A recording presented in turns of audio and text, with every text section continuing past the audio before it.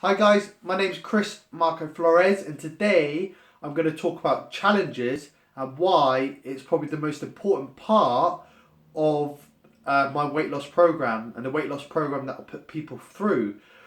Um, and this weight loss program is for people who are really struggling to get out of a body that they feel trapped in, and they've been in this body for a number of years, and they've tried multiple nutrition plans and multiple weight loss programs.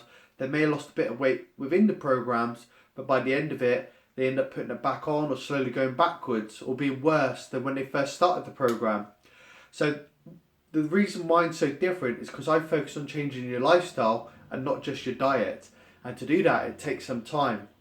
And within I put a 12-month period, and in that 12-month period, you go through different stages. You have 8 different missions. Each missions, at the end of each mission, you have a challenge. So you have 8 challenges over the course of the year. I'm putting myself through the program because over the last 4 to 5 years, I've neglected my health because I've been so focused on concentrating on looking after other people's health, and trying to create a business. And by doing so, my fitness has declined and my health has declined. So before it gets too out of control, I'm catching it and making myself go backwards, and so I get to the position where I used to be or closer to what I used to be. So challenges are is probably the most important part of the whole program. It's probably the hardest part, but the reason why it's so important is because you want to try and shift your focus.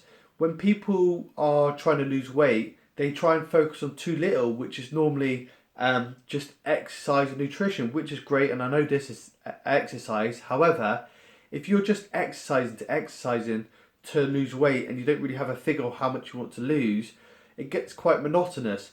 If you're exercising for a real purpose, and there is a challenge at the end of it, and there is a deadline for you to do this challenge, it makes you so focused and it makes you get out there and actually exercise because you can physically see it and understand what you're trying to do. So when it's so little and it's just exercise and nutrition, it gets very monotonous, it gets very repetitive, and if you don't see results quick enough, people end up thinking it's not working, or they don't have the willpower to continue because it's not actually something, because it is some additional to the life that they don't enjoy. So the two things that I wanted to talk about is why challenges, which I kind of explained, and then the second thing, what kind of challenges that I put people through, and why I put the people through these kind of challenges. So you kind of understand why I put challenges within my program, but let me explain why I've got 8 of them. So the idea is you want to slowly get yourself better and better and fitter, by changing your lifestyle. The way you do it is you put challenges. So your first challenge is going to be very hard to you to do, and then your last challenge is going to be extremely hard. So this is, if you used to start the program, roughly about 6 weeks within the program, you do your first challenge, and then 6 weeks after you do your next one, and 6 weeks after you do the next one, and you keep doing that until you go to number 8.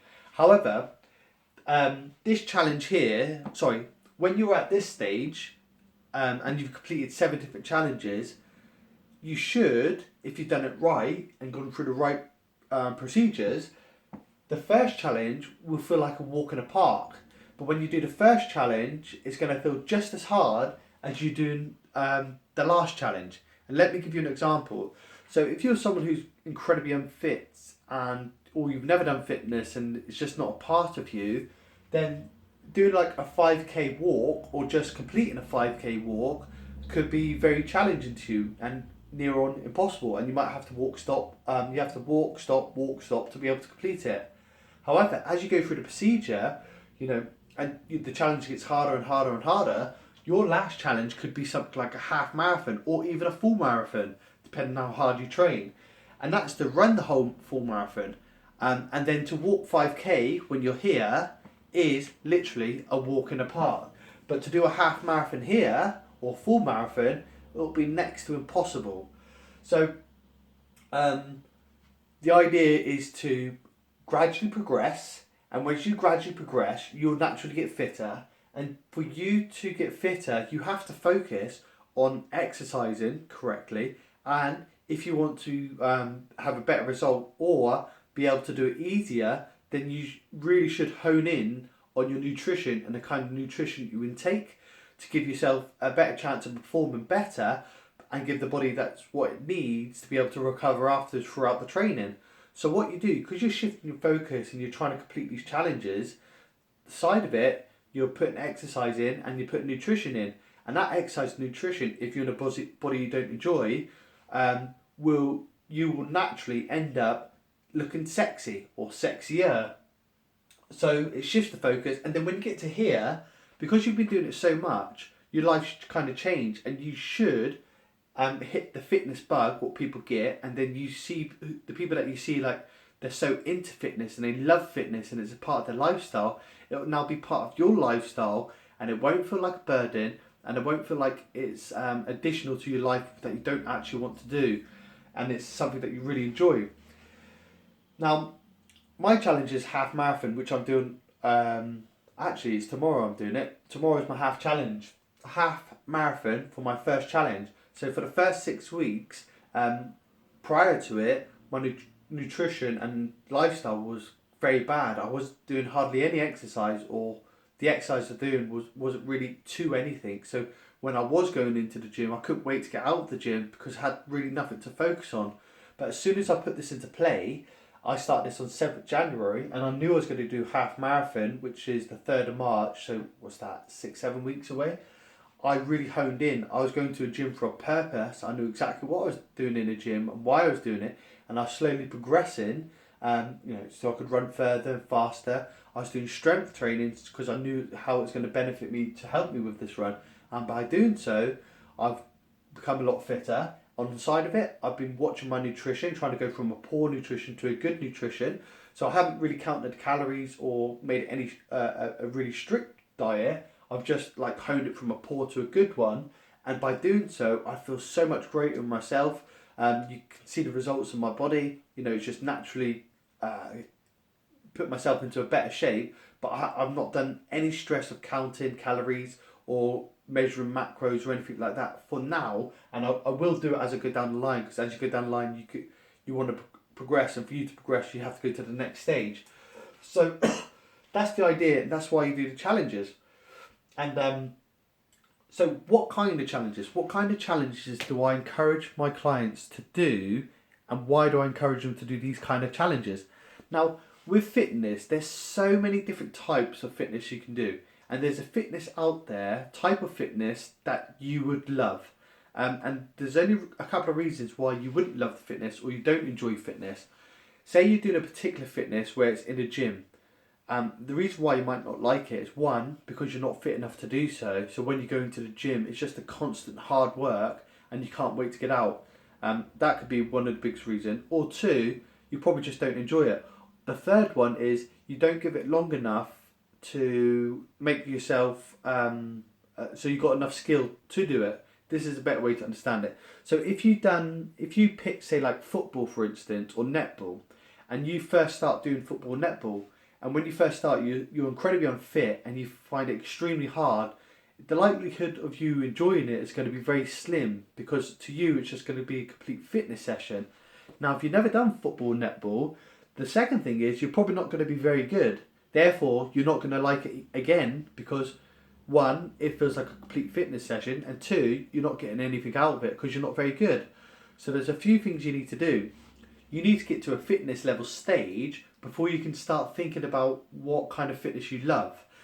So once you get yourself to a fitness level, and then after this sort of period, you then figure out what you really enjoy. And if you don't know what you enjoy, you just test different things until you find it. And if you're not good at it to start off with, but you're fit enough, then you give it at least 6 weeks.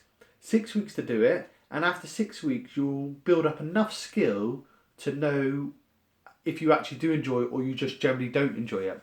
And if you keep searching, you will find something that you love, because there's boxing, rugby, judo, badminton, tennis, there's weightlifting, there's mud runs, Tough Mudders, which are like 5k mud runs, 10k obstacle courses. There's triathlons, there's mountain climbing, there's all types of different fitness for you to enjoy. And it's very important to find something. And then what happens when you find something you love, fitness, you look forward to the fitness session rather than the fitness session feeling like a chore. So the kind of challenges that I encourage my clients to go through when they go through the weight loss phase of my program, the 12-month program called Impossible to Possible, is endurance training or endurance type of challenges, apart from one, which is a boxing match and a MMA match, and I'll come back onto that in a second. And the reason why I want people to do endurance training is because through this process, I'm trying to change people's mindset, and the mindset I'm trying to install into people is a military mindset. Because if you have a military mindset, it lasts forever. A six-pack and a size 0, the likelihood of that lasting forever is very slim, unless you're continuously exercising every single day and you're watching nutrition down to the T. But that can go. But a military mindset stays. And what I'm talking about military mindset is my little journey. I was in the British Army and the American Army, and it changed me to a position where I didn't think I could imagine, or I could do things that I didn't think I could imagine to do so. And that's all thanks to the mindset. And now I'm fearless to any kind of challenge that's puts in my way. I would not completely fearless, but I will take on any challenge. It fears me when I do it, but I will take on any kind of physical or mental challenge. I feel free within my body. You know, if I get out of shape, I don't really feel depressed or down or feel unworthiness, because I know exactly what I need to do, and I've got the mentality to be able to get myself back to it. And I forever feel free. So, and I can do it with pride, so I don't have to have any medical procedures to do so, because I know with hard work, grit, and the right dedication that I'll get to the position that I want to. And that's why I encourage people to try and install the military mindset. So regardless of where you are, you know you can achieve it. So with my clients, I don't care if I don't get them to the end goal. I do care if I get them to the point where they have the military mindset and they don't need me ever again, and they can get what they need without me, and just me pushing them along the way. So the endurance challenges that I'm talking about are like things that you do for a long period of time, and the best things are like mud runs, which, like I said, it doesn't matter what kind of distance it is, because a 2k mud run for yourself could be extremely hard, whereas a 15k mud run for someone else won't be so hard. So it's all to what your ability is, but you want to try and increase it. And I've created a health scale and a fitness scale to help you identify if you're fit and where you're not fit. And quickly, what it is there's two types. There's a strength and conditioning one, where you do 2 minutes of push-ups, 2 minutes sit-ups, and a 2-mile run, which is what I used to do in the army. It has a brilliant way to measure it of your fitness level. And the second one is a 10k distance, a time distance, and if you do it in a certain time, it tells you if you're fit. If you do it in under a certain time, it tells you if you're unfit. And so that's the endurance. Half marathons, triathlons, Ironmans, anything that's going to challenge your mind mentally for a long period of time. And when you complete things like this, because when you're going through them and you do them when you feel like you're not ready, you will be in positions that you feel like you want to quit. So, for example, when I do my half marathon tomorrow, I am going to struggle a lot. So there's going to be times when I'm running and I'm going to want to quit.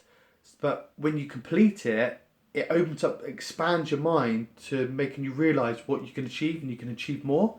So when I bring clients in, I map out to them. So I'll find out and say to them, if I told you tomorrow we could do a 5k run, would you do it? If they say yes, no problem, then I'll say, okay, what about a 10k run?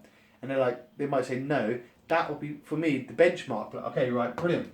10k, let's put that in there. In 6 weeks' time, we're going to complete a 10k. For some people, it might just be to walk 5k, or for some people, they might be able to run 5k. But then the next step is you go a little harder, and there's different ways you could, if you want to just focus on running, it's brilliant. But if you want to add little things in, like triathlon, so you have to swim, cycle, and run, and it taxes the mind even more, that's even better. And then you increase it. When you get to the 6th stage, I encourage people to go back to one of these challenges, and then you can, because you're going to be timing it, because as you get fitter, you always want to become fitter, and you never realise how unfit you were. So unless you do something you've done prior, and here it might be, say, a 10k run or whatever it is, 10k run, and they timed it and say they've done it in 3 hours and they struggled very hard, and here they do the same 10k run, but this time they do it in 2 hours, or they do it in 1 hour and 30 minutes, and they find it a lot easier. Or they probably find it still hard because they're pushing their body to their maximum, but because they've done it in such a fast time, it then shows them, makes them realise how much they achieve, and it helps them escape a body, which is what I call shallow how.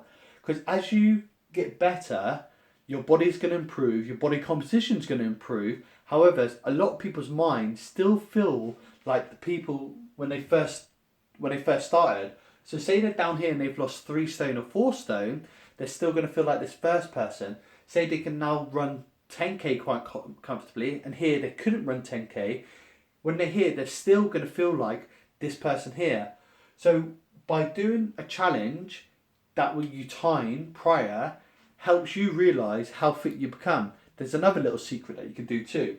Is say you started off and you're size 18, or you're size 18, and say you're 18 stone here, and then as you go through the process, you're now 14 stone and you're size 12. People again, shallow how, feel like the 18 stone person and the size 18. So a really good little trick is when people are down here, when they've lost all the weight, is to find someone who was like them and the size they used to be, and try and take them through the procedure and try and get them to do a 10k run with them.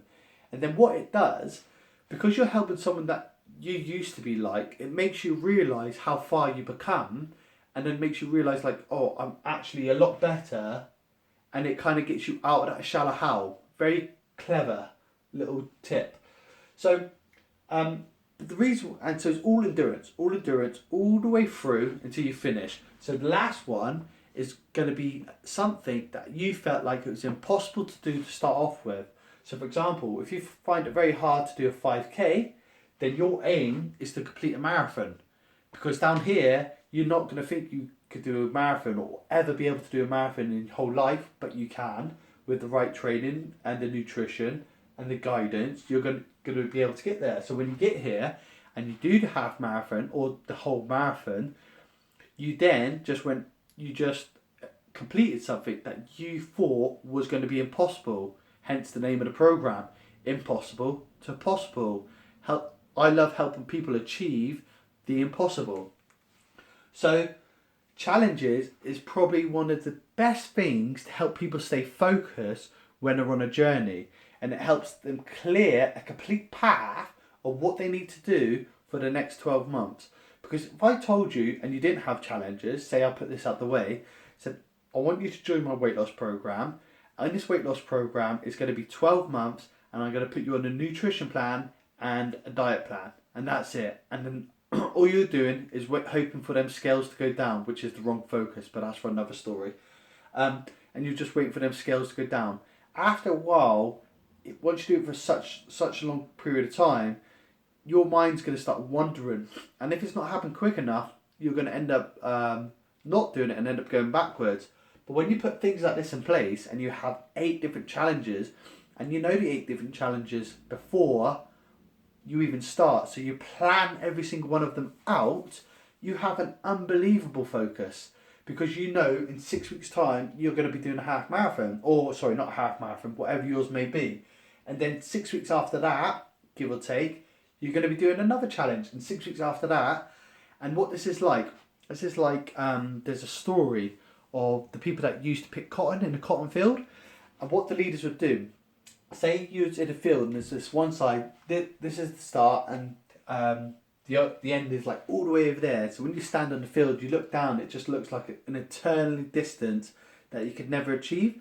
So the leader used to pick up a stick, and he would chuck the stick as far as he can. And when he chucks the stick, he would tell the pack, right, all we're going to do is focus on getting to that stick. So they pick, and once they get to the stick, they pick it up and they chuck it as far as they can.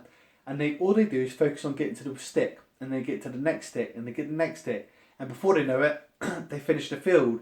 But if you just leave it completely open, then it's so hard on the mind. And that's what it's like if I was just to say, join a weight loss program and do my nutrition and exercise. However, this is exactly like the cotton field story. This is your sticks.